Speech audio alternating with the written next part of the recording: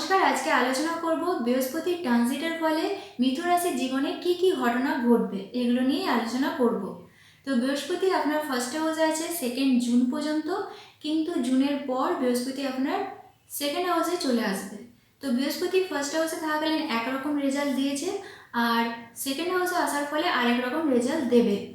তো বৃহস্পতি সেকেন্ড হাউসে থাকার ফলে যেটা হবে সেটা হলো, সেকেন্ড হাউস হচ্ছে পরিবারের হাউস, সেকেন্ড হাউস হচ্ছে অর্থের হাউস। তো বৃহস্পতির মতো একটা শুভ গ্রহ সেকেন্ড হাউসে থাকার ফলে আপনার মধ্যে টাকা জমানোর টেন্ডেন্সি বাড়বে, আপনি টাকা জমাতে পারবেন। বৃহস্পতি সেকেন্ড হাউসে থাকার ফলে পরিবারে কোনো নতুন সদস্যের আগমন হতে পারে, সেটা বিয়ের মাধ্যমে হতে পারে বা আপনার সন্তান জন্ম হতে পারে।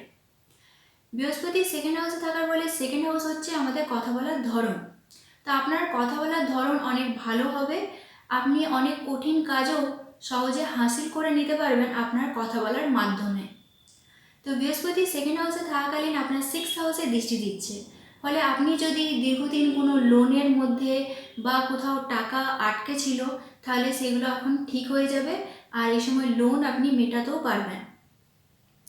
বৃহস্পতি সেকেন্ড হাউসে থাকাকালীন আপনার 10th হাউসে দৃষ্টি দিচ্ছে, ফলে আপনার কেরিয়ারে আপনার ম্যানেজমেন্ট স্কিল ভালো দেখা যাবে, আপনার কেরিয়ারের ক্ষেত্রে আপনার ম্যাচুরিটি আসবে, আর আপনি যারা জবলেস তারা জব পেতে পারেন এবং কর্মক্ষেত্রে চেঞ্জ দেখা যাবে।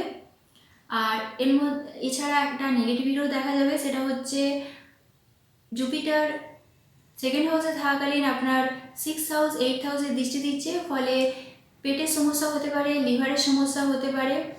তো এই দিকটা আপনাকে ধ্যান দিতে হবে, বাইরের খাবার অ্যাভয়েড করতে হবে। তা আজকের মতো এই পর্যন্তই, দেখা হবে নেক্সট ভিডিওতে। ততক্ষণে আপনারা ভালো থাকুন, সুস্থ থাকুন।